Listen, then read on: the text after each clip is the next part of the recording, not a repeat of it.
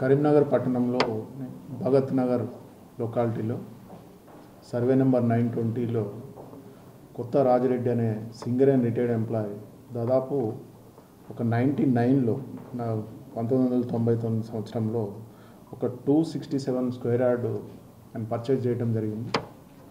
అతను అప్పటి నుంచి కూడా దాంట్లో పొజిషన్లో ఉంటున్నాడు. దానికి ఆల్మోస్ట్ ఆల్ ఆయన హౌస్ అక్కడ చిన్న ఒక 15-20 ఇయర్స్ క్రితం కూడా ఒక చిన్న ఇల్లు కట్టుకొని పర్మిషన్ తీసుకోవడం జరిగింది.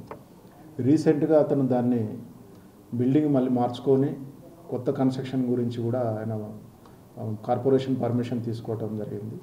ఇదే సర్వే నెంబర్లో తోట రాములు కౌన్సిలర్కి ఒక 167 యార్డ్స్ వేరే ల్యాండ్ ఉంటే వాటిని తోటరాము అండ్ ఈయన చీటీ రామారావు అనే వ్యక్తులు ఇద్దరు కలిసి ఈయనకుండే ల్యాండ్ని బౌండరీస్ ఏదైతే లింకుడ్ ఇతనికి ఉన్న ఒరిజినల్ హద్దులు మార్చి చీటీ రామారావు పేరు మీద ఇద్దరు కుట్ర పన్ని ఈ రాజిరెడ్డి యొక్క భూమిని ఆక్రమించాలని అతని యొక్క హద్దులను దీంట్లో మెయింటైన్ చేసి దాన్ని ఇన్కార్పొరేట్ చేసి రిజిస్ట్రేషన్ చేసుకోవడం జరిగింది.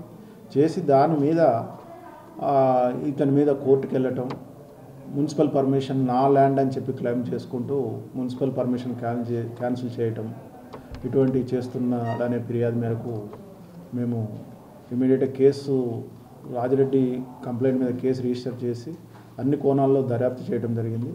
దాంట్లో మా విచారణలో 100% దాని హద్దులు మార్చి ఈ తోట వేణు అండ్ చీటీ రామారావు హద్దులు మార్చి చీటీ రామారావు పేరు మీద కూడా దానికి ట్రాన్స్ఫర్ చేయడం జరిగింది.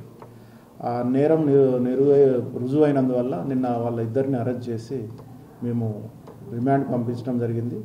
మళ్ళీ ఫర్దర్ కూడా మేము దీంట్లో ఎలా ఉన్నది అనేది పోలీస్ కస్టడీ తీసుకొని మళ్ళీ ఫర్దర్ ఎంక్వైరీ కూడా మేము చేసి పూర్తి స్థాయిలో విచారణ చేసి వీరి మీద ఛార్జ్షీట్ కూడా దాఖలు చేస్తాం. అట్లనే కరీంనగర్ పట్టణంలో కూడా ఇటువంటి వాటి మీద ప్రత్యేక దృష్టి పెట్టినాము. తప్పనిసరిగా ఎవరైనా బాధితులు ఉంటే మాకు సంప్రదిస్తే మేము పూర్తి స్థాయిలో చట్ట పరిధిలో విచారణ చేసి తగిన న్యాయం చేస్తాం.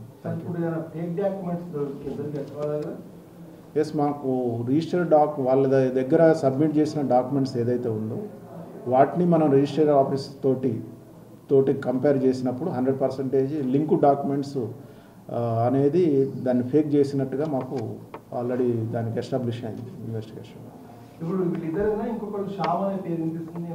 అతని మీద కూడా ఎలిగేషన్స్ ఉన్నాయి, కానీ ఇప్పుడు అతని ఎస్టాబ్లిష్మెంట్ ఇంకా వెరిఫై చేయాల్సి ఉంది. మేము పోలీస్ కస్టడీ తీసుకొని అతని ఇన్వాల్వ్మెంట్ ఏంది అనేది కూడా ఫర్దర్ ఎంక్వైరీలో తెలుస్తుంది.